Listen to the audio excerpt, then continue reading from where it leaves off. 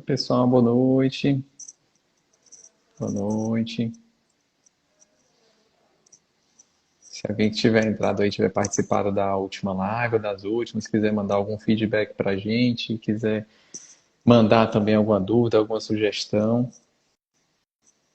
fiquem à vontade. Tá ouvindo, Renato?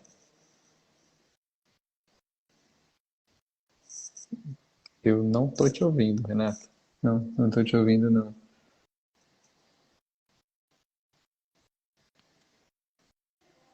Fiquem à vontade, gente, para mandar dúvidas, sugestões aí ao longo da live. Fiquem à vontade. Pronto, agora eu ouvi. Tá me ouvindo? Tô te ouvindo. Tá, eu tirei o fone porque eu não sei, deu alguma coisa errada aqui. Tá ruim? Não, pra mim tá ouvindo bem. O pessoal de casa tá ouvindo bem a gente? Não sei o que foi que deu errado aqui. Mas eu tô te ouvindo muito bem, Renato. Tá bem tranquilo. Tá, então eu vou ficar sem fone. Qualquer coisa, tu me avisa que eu tento de novo, tá bom? Joia. Tá dando feedback aqui positivo aqui, que tá bom o seu áudio. Ai, Muito obrigada. bem. Obrigada. Boa Gente, noite, gente. boa noite a todos, né? Quem está online, hoje a gente vai falar de um tema muito interessante, né? Pelo menos para quem eu falei que ia ter essa live, esse tema, o pessoal empolgou e disse assim, opa, essa eu não perco por nada, né? Então realmente tem muitas perguntas aí para a gente responder, Renato. E se você conhece alguém, né, que está nessa condição aí de apresentar ronco, né, encaminha essa live para ele, para participar, para tirar as dúvidas aqui com a gente. E a gente fazendo essas lives quinzenalmente, tá certo? Então, o nosso time de marketing vai mandar as caixinhas de perguntas no nosso perfil no Instagram, para que a gente possa interagir, descobrir qual é o tema que é do interesse da maioria, para que a gente possa trazer aqui, apresentar e conversar, tá bom? Bom, eu sou o host de hoje, eu sou o João Paulo Bastos, médico otorrino, e hoje a gente vai falar, como eu já introduzi, um assunto bem interessante, que é ronco, tá certo? Então, é muito comum a gente ver realmente no nosso dia a dia, na nossa prática, quem a gente fala, né, de ronco, a pessoa opa, ou se identifica, ou tem alguém em casa que se identifica com ronco, né? E não por acaso a gente deixou esse tema por último, né, para fazer essa rodada dupla de lives dessa semana, porque está se encerrando hoje a Semana do Sono, né, que um dos temas é exatamente essa questão do ronco, né, Renata? E a gente trouxe aqui para conversar com a gente a doutora Renata Botelho, que é médica otorrino e médica do sono. Renata, mais uma vez, muito obrigado por você estar com a gente aqui essa noite. Boa noite, gente. Obrigada, João Paulo. Eu que agradeço mais uma vez um convite, né? E lá, dos distúrbios do sono, digamos assim, ronco, eu acredito que nós, como otorrinos, somos as pessoas que temos, assim, uma excelente capacidade, né, de avaliação, porque a gente tem o privilégio de conhecer muito bem a via aérea superior e conseguir avaliar ela de uma forma muito boa, né? Então, acho que a gente está em casa com esse tema. Com certeza. É muito do nosso dia a dia, né, Renata?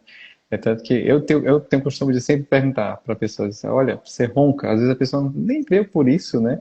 Mas especialmente se é uma consulta que tem a pessoa e o acompanhante, o acompanhante olha assim, né? Arregala aquele olhão assim e diz assim com aquele gosto, ronca, ronca, como se assim me ajude, faça alguma coisa para melhorar isso daí.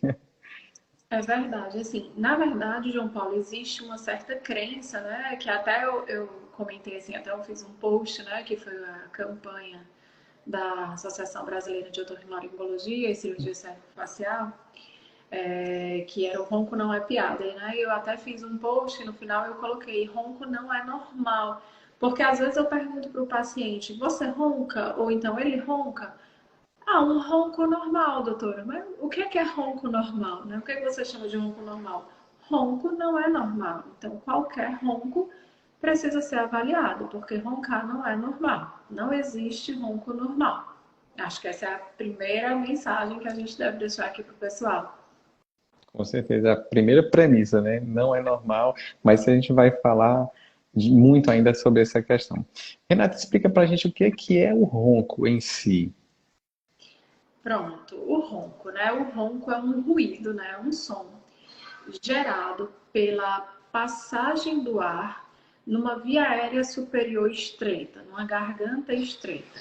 Então, quando a gente tem uma passagem de ar estreita, a gente pode acabar por vibrar as estruturas, né, as partes moles, e gerar o ruído do ronco. Eu gosto de fazer um comparativo, João Paulo, com o paciente, quando me procura no consultório, e que em Fortaleza é uma cidade que em determinadas épocas tem muito vento, né?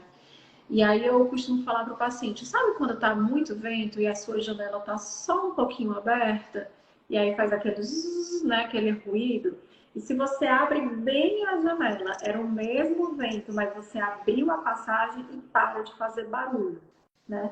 Então, assim, na hora que eu tenho uma garganta estreita, que a minha janela está muito fechadinha e o vento, o ar da respiração passa, vibra as estruturas e faz um ruído que é o ronco.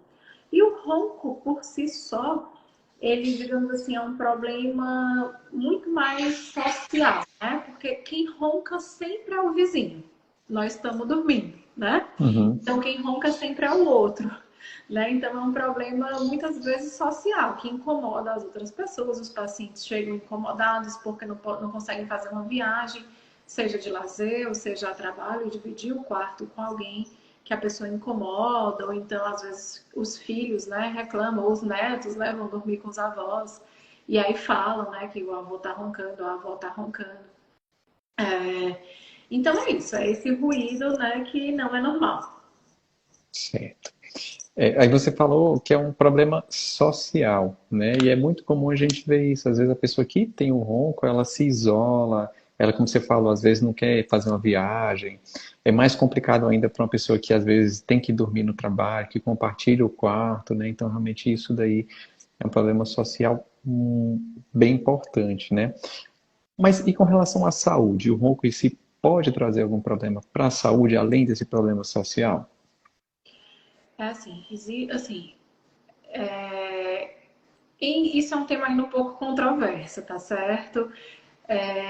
O ronco, na verdade, ele pode sinalizar, né? Ele é um sinal de que pode estar acontecendo um outro problema de saúde mais grave, que é a apneia do sono. Então, mais de 90% dos apneicos roncam. Não necessariamente todas as pessoas que roncam têm apneia do sono. Aí quando a gente pega aquele perfil de paciente que tem ronco, mas quando faz um exame a gente não detecta a apneia, a gente chama isso de ronco primário. E daí você me pergunta se o ronco primário pode ser um problema para a saúde ou vai ser só um problema social. Aí é nisso que eu falo que é um pouco controverso, tá? Porque tem alguns estudos que identificaram um espessamento de gordura, né, da íntima, digamos assim, que é uma camadinha dos vasos cervicais em pacientes roncadores, né? Então a gente tem aquele questionamento se essa vibração muito próxima aqui na região do pescoço pode aumentar um processo inflamatório nessa região dos grandes vasos aqui do pescoço e aumentar o depósito de gordura, por exemplo, entendeu? Mas são alguns trabalhos que têm falando ainda sobre isso.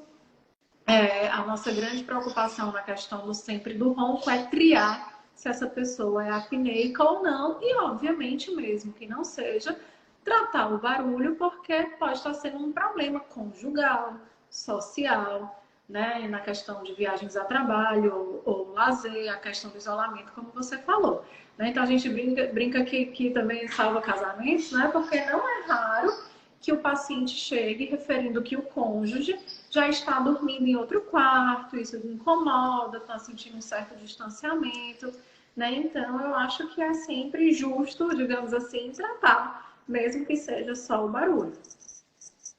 Joia.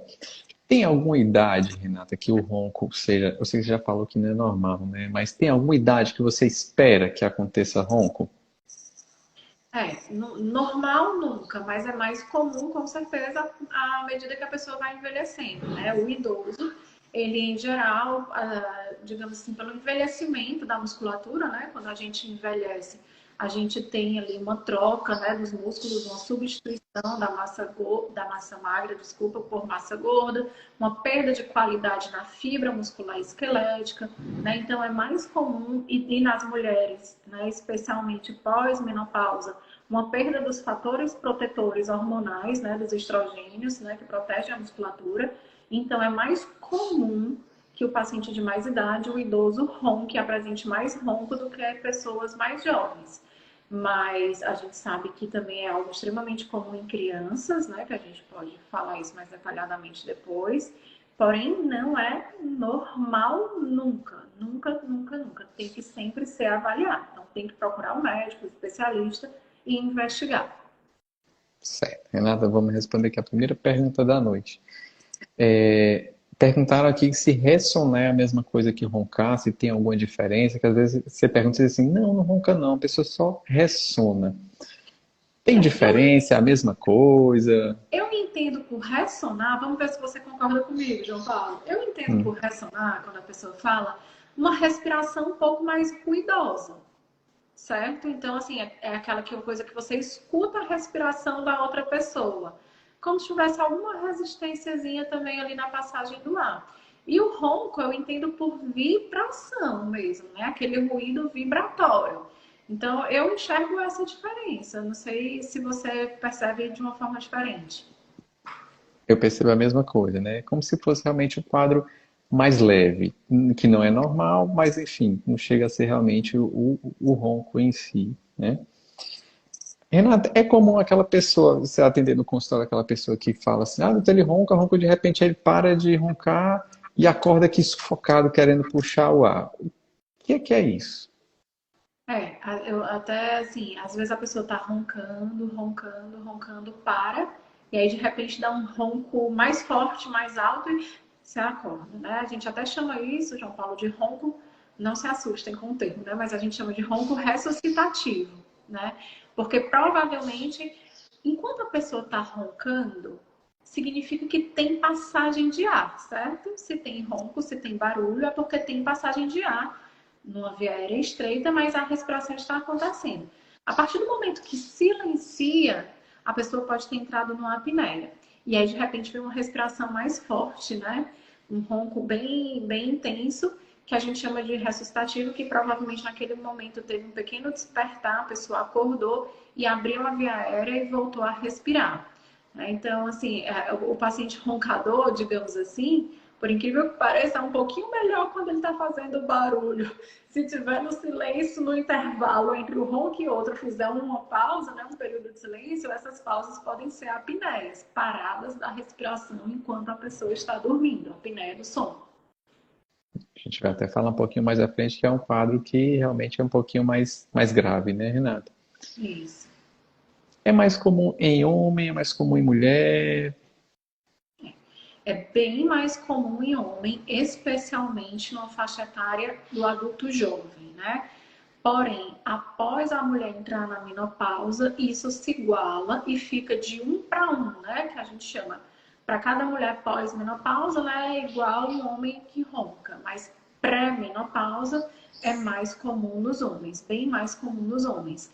A gente acredita que tem vários fatores, né? Dentre eles a distribuição de musculatura mesmo, de gordura, de músculo, e também nas mulheres o fator protetor que o estrogênio promove sobre a musculatura esquelética, né, que dá uma melhor contratilidade muscular.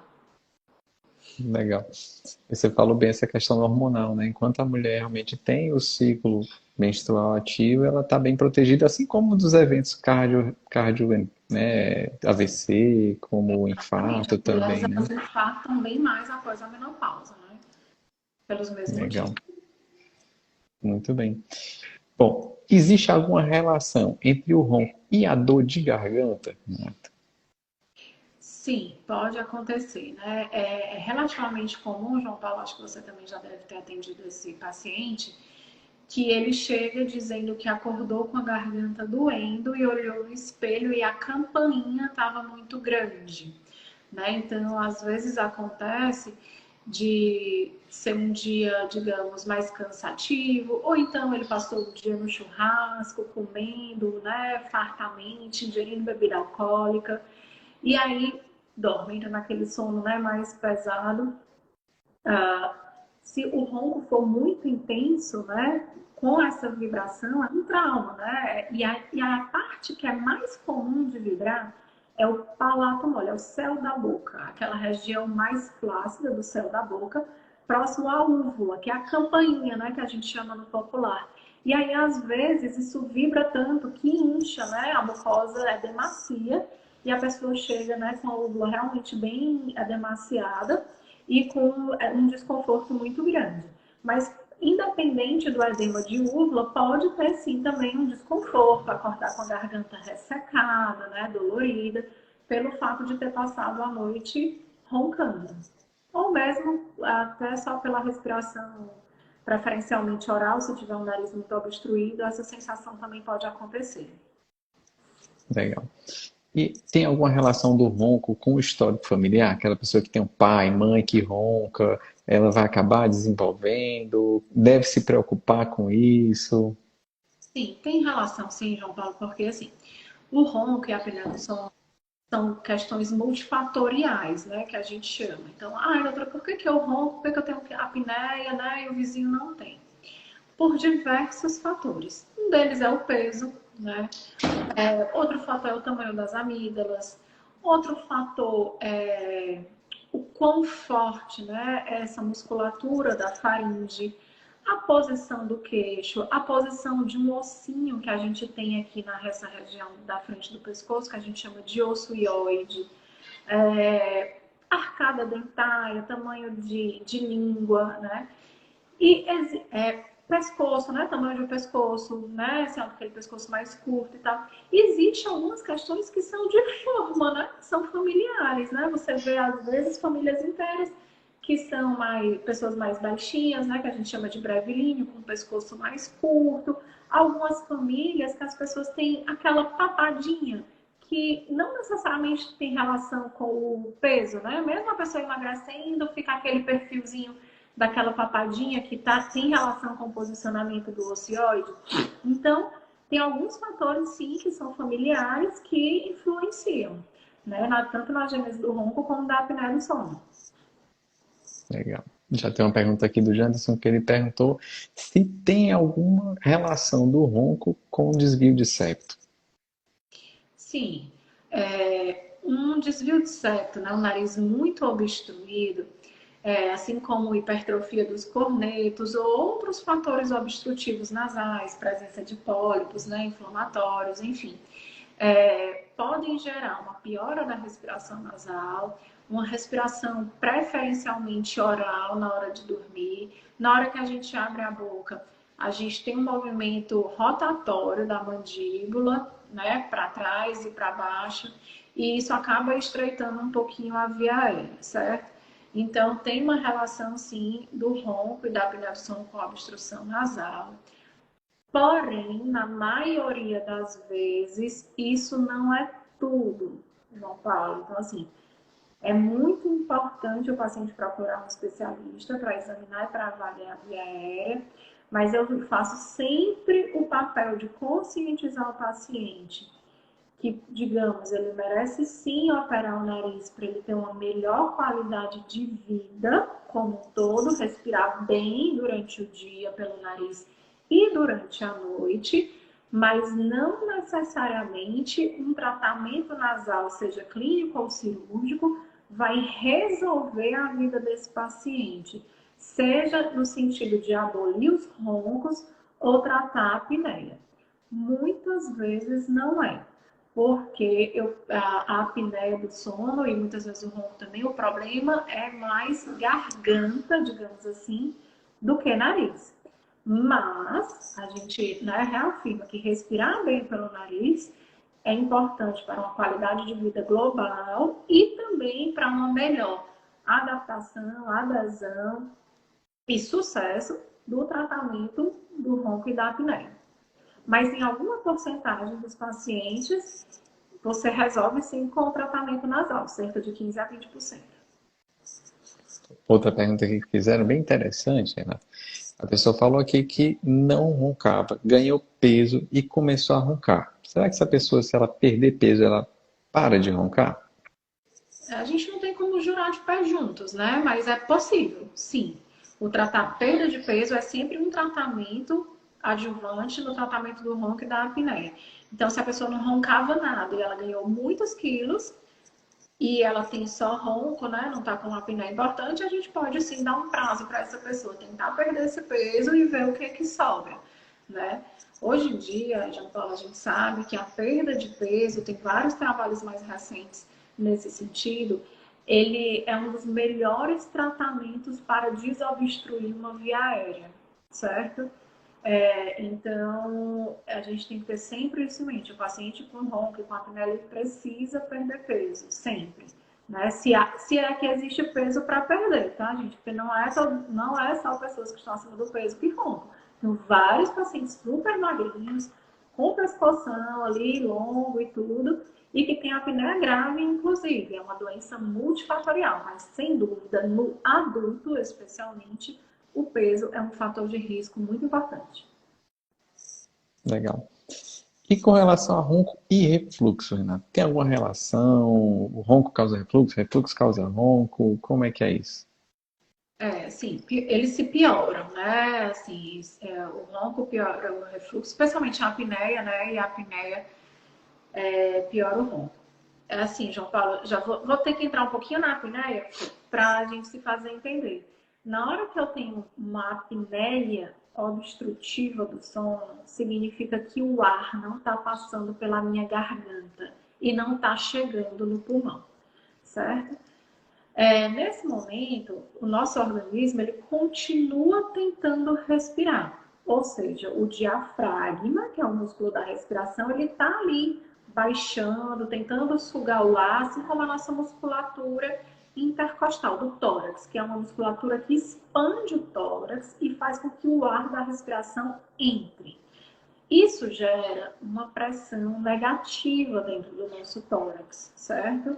E essa pressão cada vez mais negativa, causada por essa obstrução aqui em cima na garganta, ela pode fazer com que sugue o conteúdo gástrico também para dentro do tórax. E o conteúdo tinha que estar dentro do abdômen, né? Dentro do estômago que fica no abdômen. Mas isso pode sugar esse conteúdo do estômago para o esôfago, certo?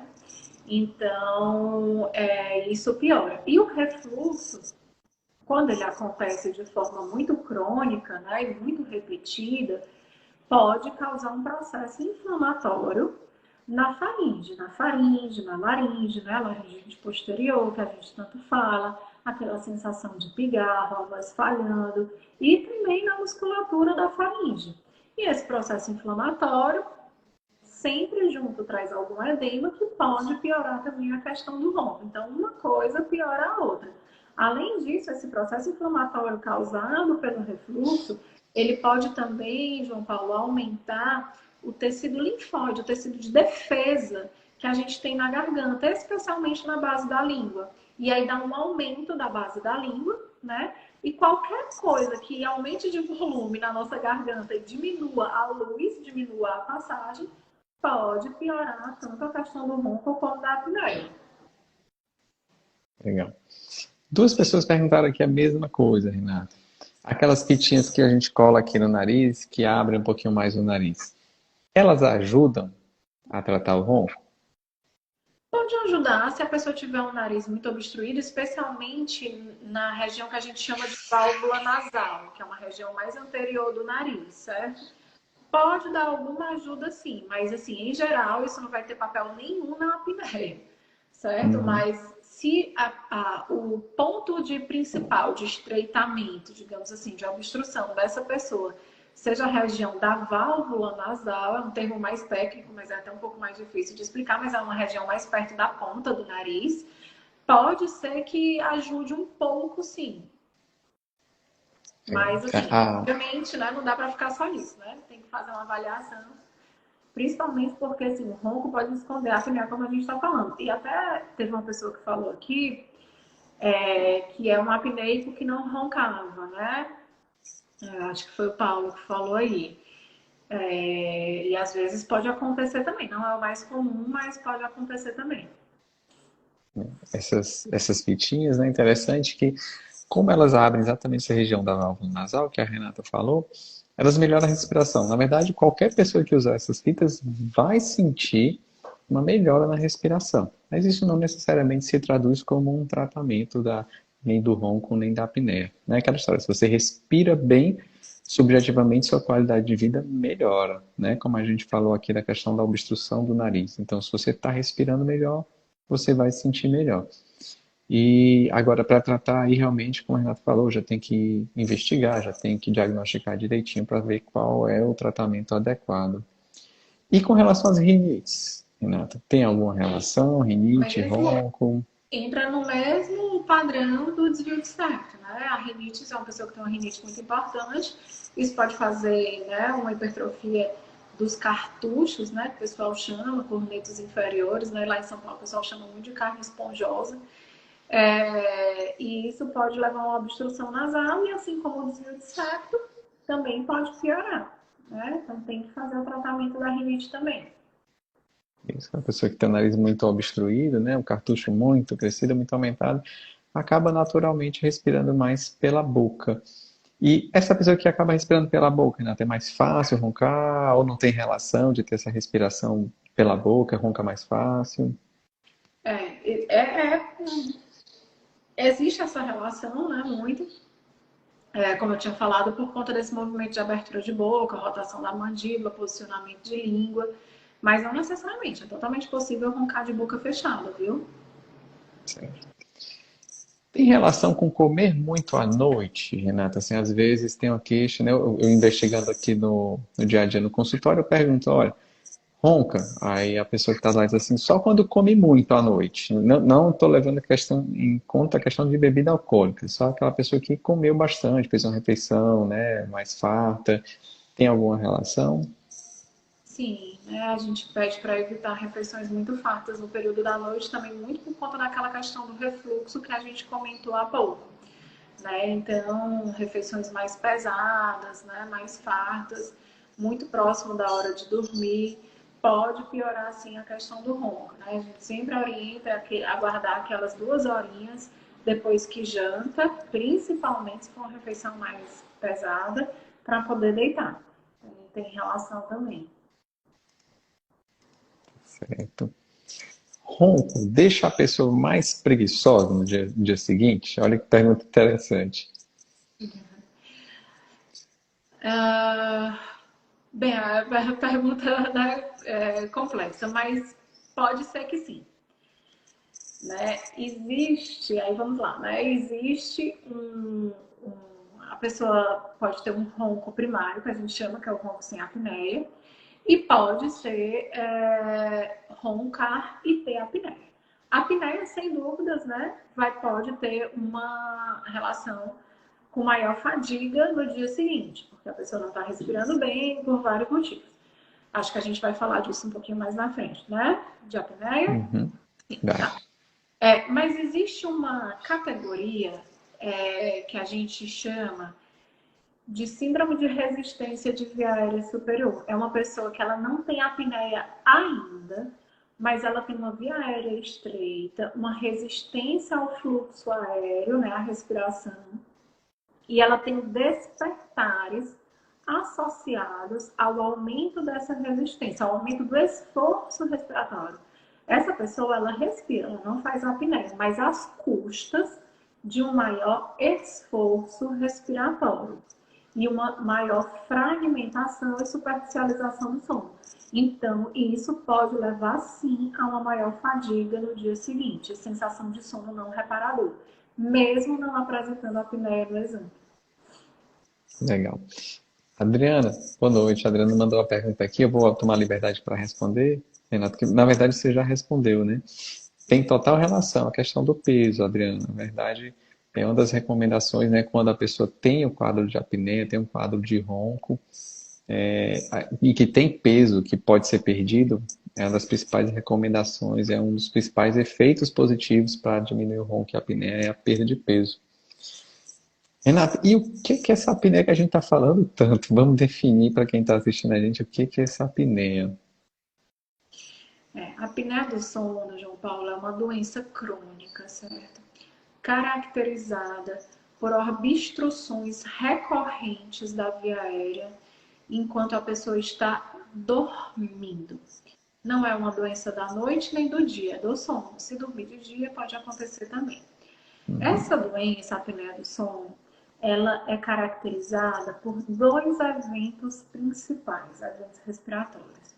Um deles é a apneia. A apneia é a pausa completa, mas ao pé da letra seria uma redução de 90% do 90%. fluxo, mas reduziu 90%, praticamente parou de respirar. Uma redução de 90% do fluxo aéreo da respiração enquanto a pessoa está dormindo.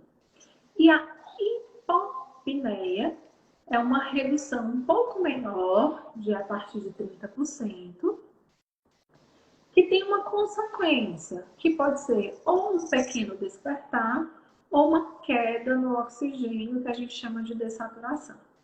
Aí eu pego esses dois eventos principais, a apneia e a hipopneia, que em resumo são reduções do fluxo respiratório enquanto eu estou dormindo, coloco eles juntos no mesmo saco somo eles e divido pelo tempo total que a pessoa dormiu. E aí eu vou ter um índice, que é o quem já fez exame do sono, que sabe que tem lá um tal de IAH, que é o índice de apneia e hipopneia. E aí tem um número que aí a gente interpreta se a pessoa tem um aumento leve, moderado ou grave desses eventos respiratórios. Então, a apneia do sono, resumindo, é uma doença caracterizada por pausas ou reduções de fluxo recorrentes enquanto a pessoa está dormindo.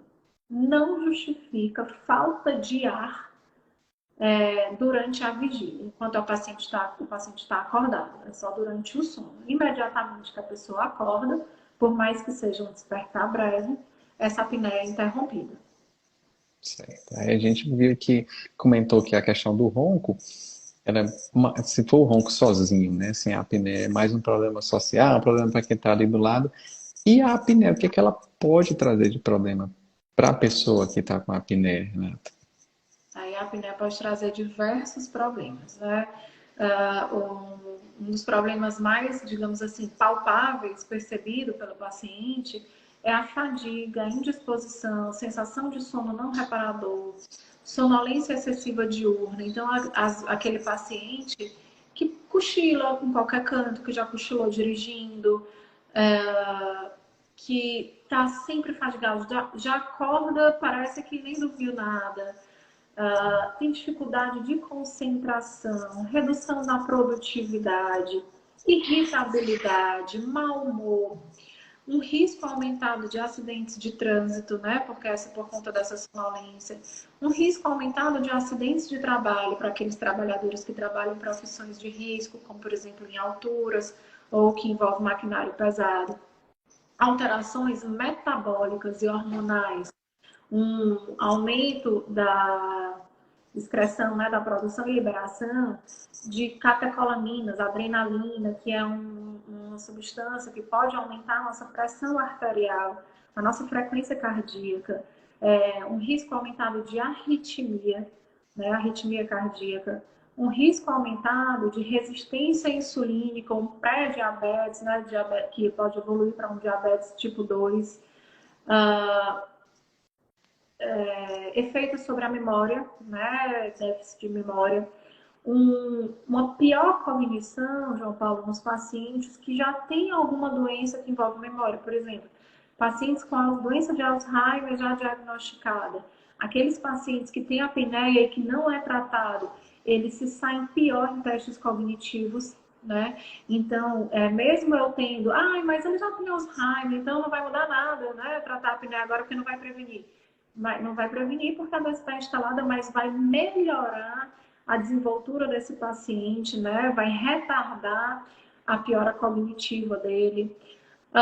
Que mais? Me lembrei, já falei tanta coisa, é tanta coisa que a apneia pode dar, que às vezes a gente até Aquela esquece. dorzinha de cabeça ao acordar, Renata, tem alguma relação com a A apneia? cefaleia matinal, dor de cabeça ao acordar por conta da retenção crônica de gás carbônico, né? Um possível efeito vasodilatador cerebral, um risco aumentado futuro de infarto e AVC, AVC. a hipertensão refratária, né, de difícil controle. Todo paciente que toma 3 ou mais antihipertensivos deve ser investigado necessariamente para a apneia do sono.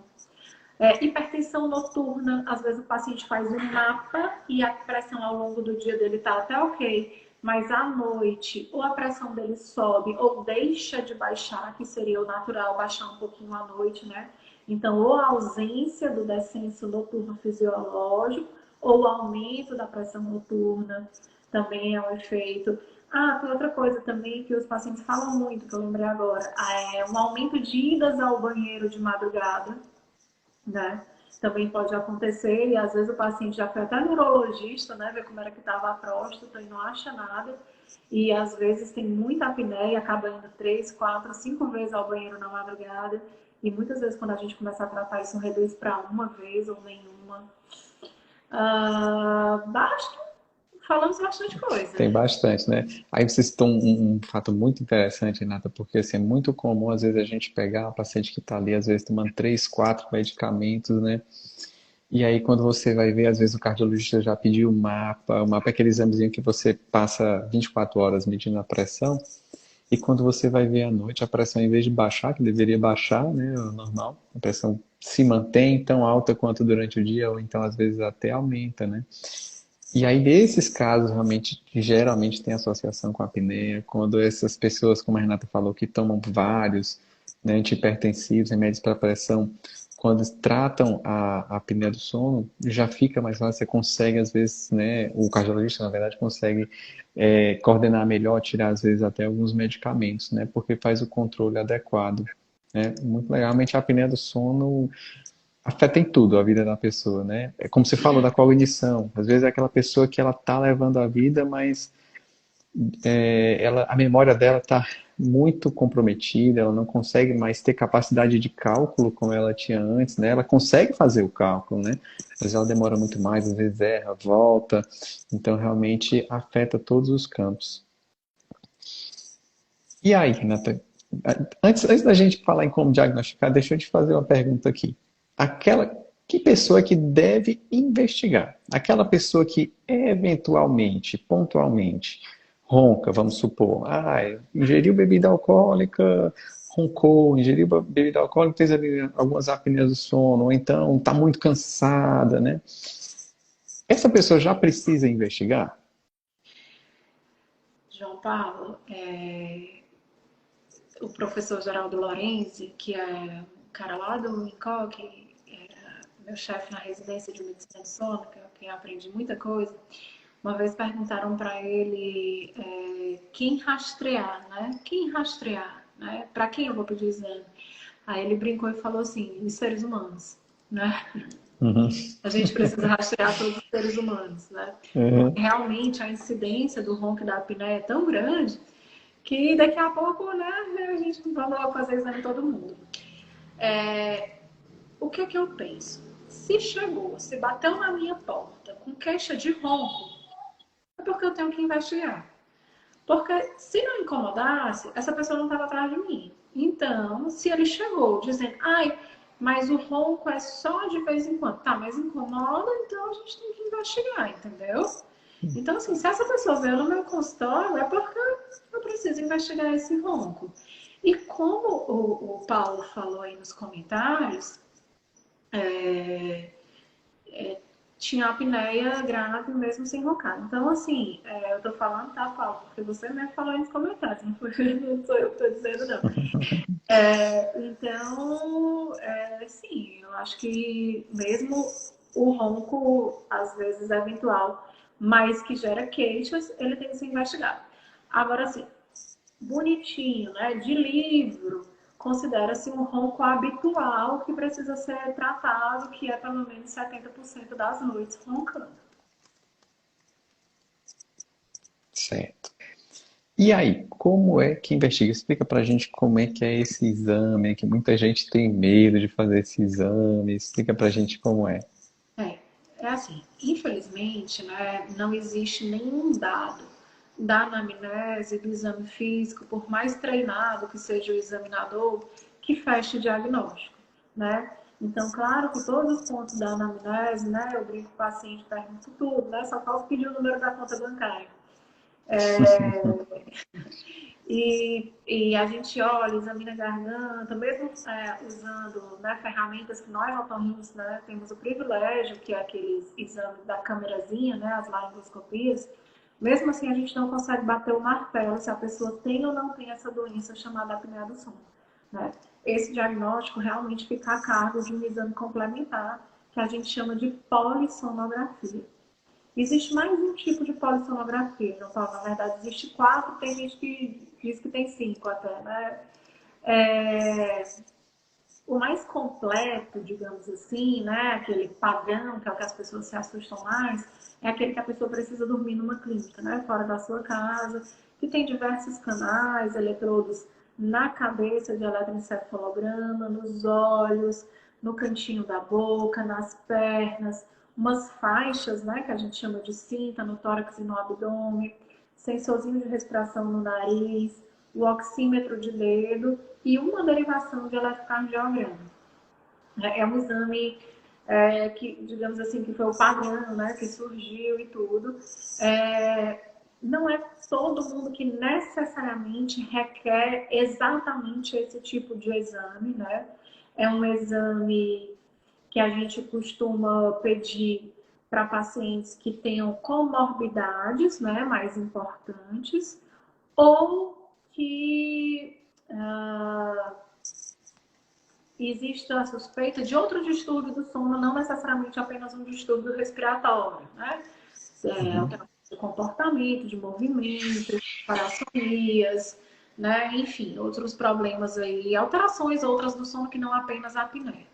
Existe um outro exame que foi muito difundido, especialmente nos últimos 2 anos com a pandemia, quando a gente ficou impossibilitado até por muito tempo de fazer esse exame de dormir fora de casa, que é o que a gente chama de exame tipo 3, a polissonografia tipo 3, que é um exame que tem sensores, avalia a parte respiratória, né? Que é o mais comum da nossa queixa do dia a dia, né? É uma avaliação cardiorrespiratória, esse exame é um exame mais simples. O paciente pega na clínica, ele leva esse equipamento para casa, ele mesmo se monta, é algo extremamente fácil de fazer.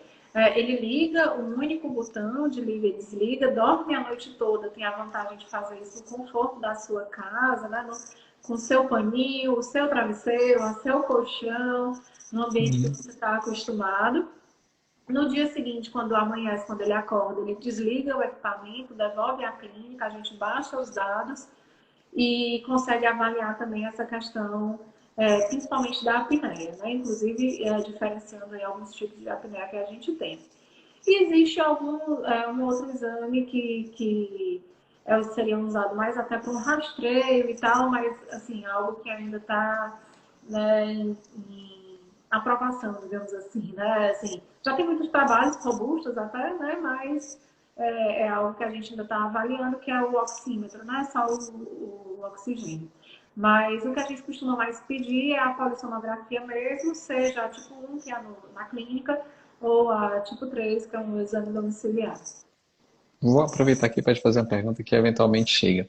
E aqueles smartwatches, né? Aqueles reloginhos ali que conseguem medir saturação, que às vezes tem gente que chega e diz assim, não, meu sono está ótimo, eu consigo ir lá na fase profunda do sono, o relógio está dizendo que está tudo bem.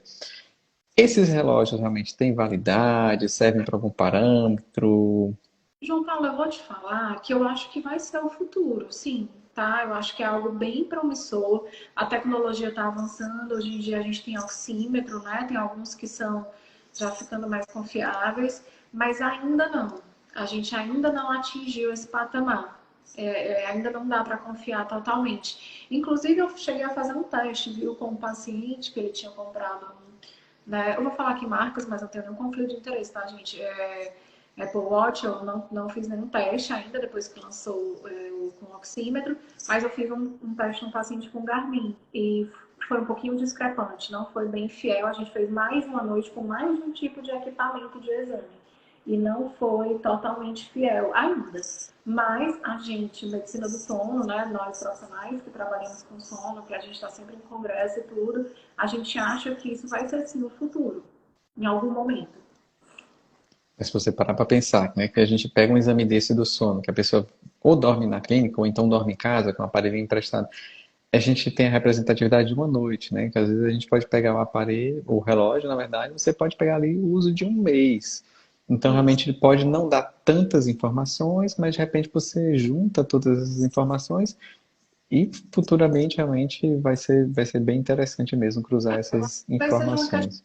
de tempo. Eu acho que assim, a polissonografia tipo 1, especialmente, ela nunca vai deixar de existir, né? Porque ela serve para avaliar várias coisas, né? Assim, vários outros problemas, né? Tem coisas que a gente precisa de uma câmera, né? Para identificar.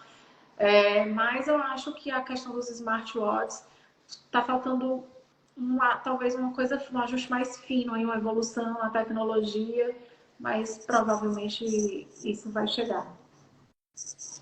E aplicativo de que vê ronco, Renato? Serve, não serve, ajuda, não ajuda? Como é que é Super isso? ajuda, é uma ferramenta também legal, né? Tem um aplicativo que, né, muitos médicos gostam, assim, do sono, gostam de usar. Não dá para fazer assim, um diagnóstico de apneia com base nisso, né? Mas às vezes a gente usa para controle de tratamento, né? Só tem que ter cuidado, porque às vezes esses aplicativos são realmente sensíveis, e aí o caminhão passa na rua, o cachorro late, e ele marca aquele momento que teve o ruído, né? E, poxa, às vezes você, poxa, né, tem algo estranho aqui, só naquele momento, assim, e aí você pode selecionar um momento e ouvir. E aí era o cachorro latindo, ou era o caminhão passando na rua, ou era barulho de batida. E também tem que lembrar que quem ronca sempre é o vizinho. Lembra que eu falei no começo? Primeira coisa, né? Nós estamos dormindo. Quem ronca sempre é quem está do lado. Então tem que ter cuidado com o vizinho.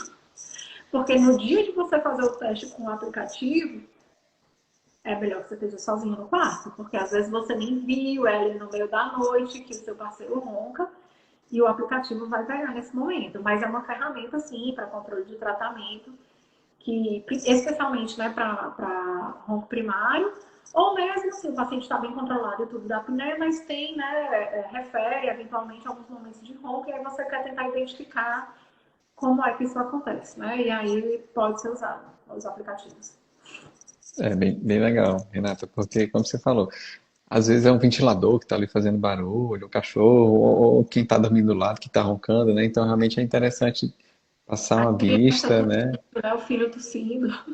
É interessante passar a vista para ver se realmente foi isso mesmo que aconteceu à noite ou não. Bom, a gente não vai conseguir falar tudo de tratamento, tá certo, Renata? Nosso tempo já está acabando, mas vamos dar uma ideia, assim. Já perguntaram aqui uma coisa aqui que talvez seja a preocupação de muita gente. Cirurgia. É indicado, caso grave, vai para a cirurgia. O pessoal acha muitas vezes que o grave tem que ir para a cirurgia, né? Como é que funciona a questão do tratamento? Sim, tratamento, eu vou dar então uma pincelada geral, tá certo? O tratamento, a gente tem algumas opções de tratamento clínico e tem a opção de tratamento cirúrgico, certo? Obviamente, você precisa passar por um especialista que saiba avaliar bem a sua via aérea para poder indicar o melhor tratamento para você. Então, vamos lá supor que a pessoa tem uma amígdala enorme, aquela amígdala aqui, uma dá beijinho na outra, provavelmente essa pessoa vai precisar de um tratamento cirúrgico. Ou outros fatores obstrutivos importantes, sejam musculares, de nariz também precisa ser corrigido. Não existe necessariamente, João Paulo, uma relação, entendeu? De ser Uhum. grave, vai ter que ir para a cirurgia ou não.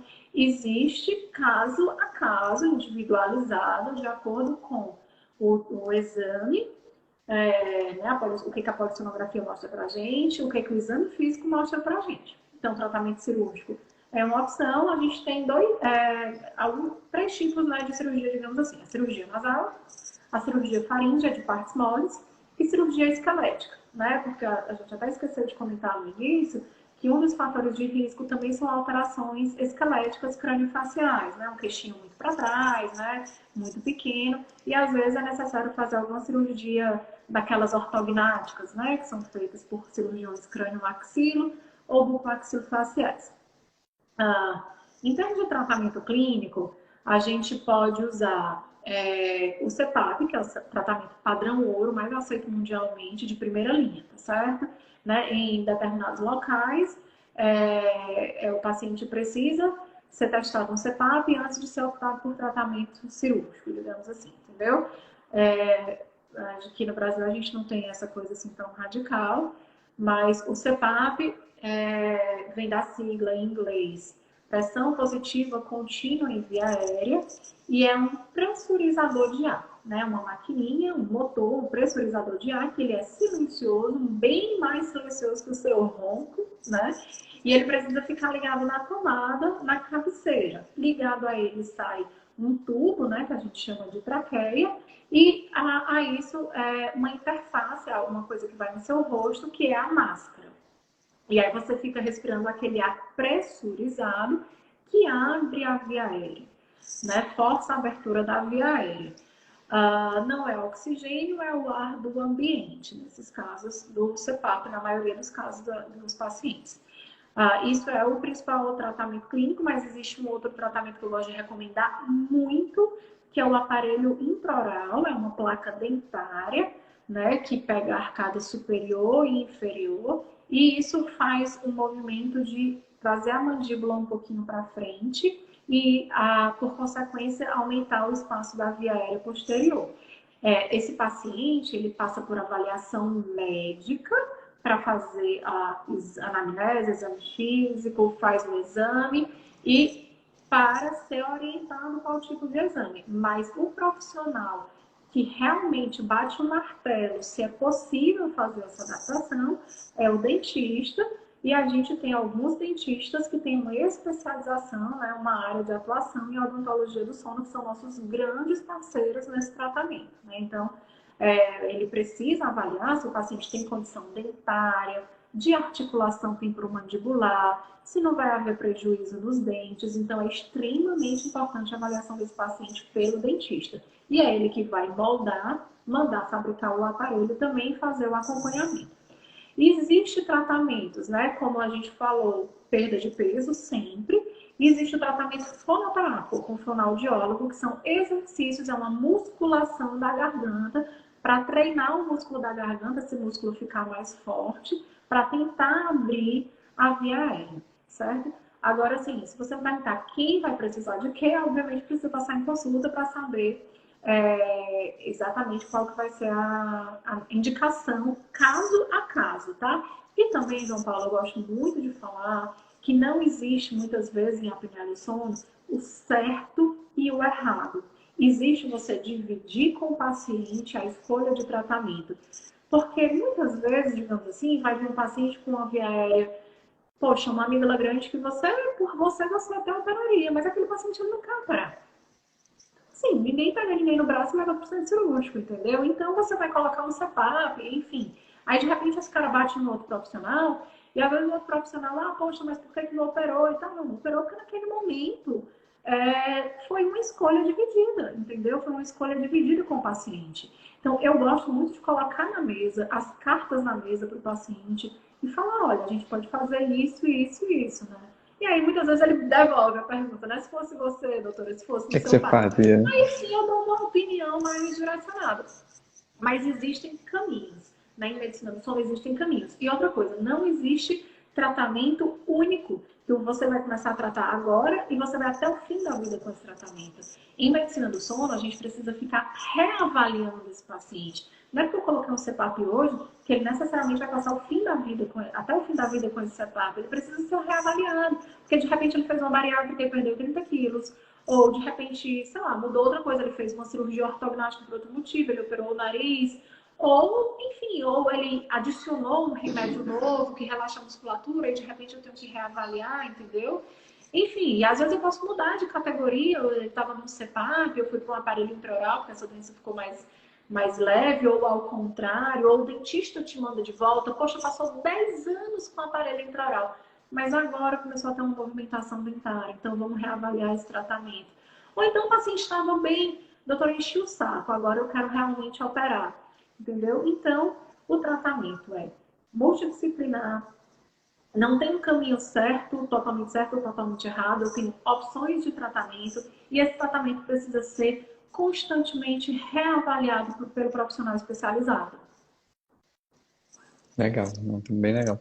São muitas as opções, você tem que individualizar, você tem que escolher junto com o paciente, né? Como você falou, ninguém empurra tratamento, que a pessoa vá aderir, né? Você não vai simplesmente dizer você tem que usar CPAP, vai, tchau, boa sorte, né? Você tem que realmente ter a certeza que o paciente está convencido de que aquilo realmente vai ser uma boa para ele.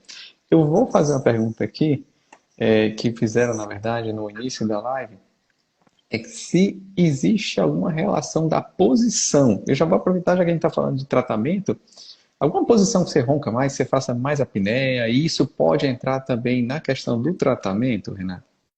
Perfeito, João Paulo, muito bem lembrado. Eu realmente já tinha até esquecido de falar sobre isso. Em geral, a apneia ela é pior de barriga para cima, né? Então, até os próprios pacientes ele falam: ah, doutora, minha mulher me cutuca, meu marido me cutuca para eu virar de lado, né? E eu tô cheio de cotovelada já, né? E aí Não de lado aguento mais passar a noite levando cotovelada, né? É aquela e queixa que a aí de gente... lado é melhor, né? Aí a gente existe algum perfil de paciente que ele faz apneia que a gente chama de apneia posicional, né? Ele basicamente só faz evento quando ele está de barriga para cima. E aí, nesses casos, a gente indica dormir de decúbito lateral, né? Dormir de lado. Né? Tem que ter um pouquinho de cuidado de indicar a terapia posicional como tratamento único para o paciente, algo a ser conversado aí, mas é uma estratégia, sim, né? A questão da posição, do decúbito. Tem alguma forma que você consiga dizer assim, olha, evita dormir de barriga para cima, né?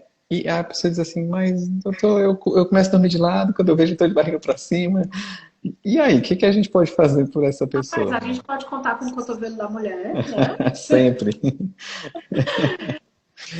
Bem, aí as estratégias mirabolantes, né, que a gente, né, fala muito, colocar uma bolinha, né, às vezes uma bolinha de tênis ou de beach tênis, né, sei lá, que tá na moda, costurar na parte de trás do pijama, ó, tipo um bolso e colocar a bolinha, mas assim, tem que ser uma camiseta bem ajustada, porque se for muito larga, ela vai acabar se mover, isso não vai acabar dando muito certo.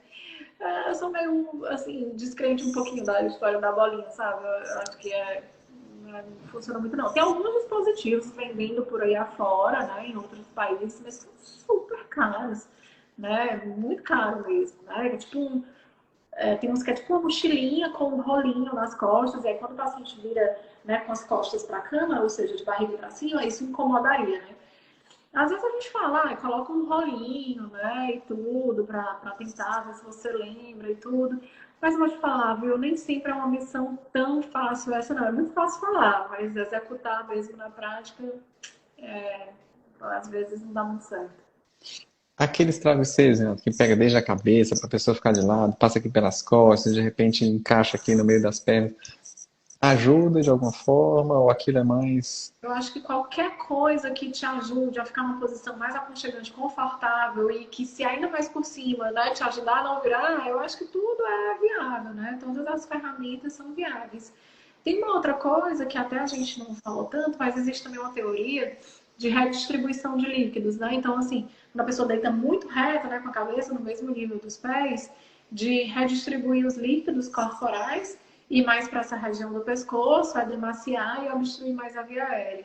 Então, uma cabeceira um pouquinho elevada também ajuda na apneia e também no refluxo, né? Porque é muito comum essa associação do paciente ter os dois, como a gente já falou mais cedo na live. Muito bem, doutora Renata, muito bem. Gente, alguém tem mais alguma dúvida? Já está dando aqui 9 horas. Eu queria agradecer todos os que participaram, os que também tiveram aqui com a gente, né, na live de segunda-feira, que a gente falou de higiene do sono. Foi muita pergunta, acho que a gente nem conseguiu responder tudo, né? Mas de qualquer maneira, muito obrigado pela presença de todos. O nosso time está aqui pronto, online, pronto para interagir com quem quiser tirar alguma dúvida, enfim, marcar alguma consulta. tá certo? A live vai ficar gravada, tá certo? No Instagram, vai ficar no YouTube, vai também para o site da gente, da Clínica Otorrinos, e vai também virar podcast disponível no Spotify. Encaminha, pessoal, essa live, esse vídeo que vai ficar gravado para quem você acha que vai se beneficiar, tá certo? Foi discutido muita coisa interessante aqui, tá? A gente pede que siga o perfil da Clínica Otorrinos, siga o perfil da doutora Renata, né? E, Renata, mais uma vez, muitíssimo obrigado. A live de segunda-feira foi muito elogiada. O pessoal adorou, né? Disse, olha, tem que chamar, convidar mais vezes a doutora Renata, ela fala muito bem. E acho que hoje você mandou tão bem ou melhor do que segunda-feira. Muito obrigado pela sua presença, muito obrigado pelos seus esclarecimentos, brilhantes como sempre. João Paulo, eu que agradeço. Eu amo falar sobre a apneia, eu amo orientar o meu paciente em consulta. Às vezes eu fico até brava quando as meninas marcam muito a primeira consulta, porque eu gosto de explicar tanta coisa que eu saio rouca do consultório, né? É muita informação, para muita gente é uma doença nova, né? A pessoa nunca tinha ouvido falar na doença, tão pouco no diagnóstico e ainda mais agora aprender sobre o tratamento, ter que escolher, né? Realmente é muito denso. Mas é um caminho que a gente segue juntos, né? Eu gosto de acompanhar perto os pacientes, né? Quem é meu paciente sabe disso. E agradecer mais uma vez. Se for para falar de apneia, pode me chamar várias vezes, porque eu amo, né? E dizer que aqui na Clínica Otorrinos eu estou aqui atendendo, mas também tem outros profissionais também aqui especializados no sono, né? E super capacitados para atender vocês. E dizer que a gente também trabalha em parceria, né, com outros profissionais, como eu já falei, o tratamento é multidisciplinar, fono, dentista, eu vi a Lu comentando aqui, que é uma super parceira também. E só isso, só agradecer mesmo, obrigada e boa noite para todo mundo. Muito obrigado, Renato. Se alguém tiver alguma dúvida, quiser avaliar o ronco, a apneia, a doutora Renata está disponível aqui na Clínica Otorrinos. Gente, Renata, mais uma vez, muito obrigado. Boa noite. Obrigado a todos vocês que acompanharam. Valeu, gente, obrigada. Tchau, tchau.